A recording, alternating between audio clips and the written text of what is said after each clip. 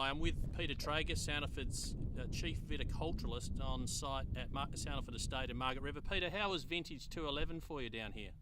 It was a very good vintage, quite quick and finished quite early, but we had perfect weather conditions for ripening, and there should be some very good wines come out of this vintage. How did vintage 211 compare to other vintages that you've experienced down here in the last 10 years? A very good vintage.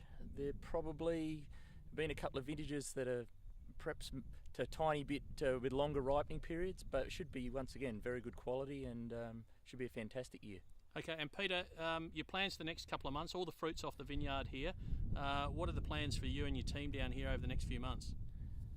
We'll start to tidy up a few tidy-up jobs and some maintenance, and then get into pruning again in June, and then we're into another growing season.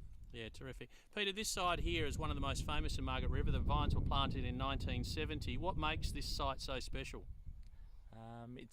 It was one of the early sites developed, as Grant, as you mentioned. It has very good drainage, and the soil is very even. This means that we've got very evenly established vineyards, and it gets even ripened fruit.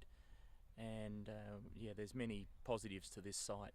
Okay, this site is one of the oldest sites in Margaret River. It was dry irrigated for the first 25 years. We noticed we've got some irrigation running through the vines here. How often do you use the irrigation system down here nowadays?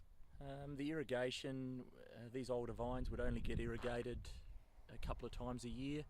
It really is just with a little bit of climate change, we're getting less rainfall during winter and spring, so we use just a little bit of water just to top up these vines and just keep leaf condition.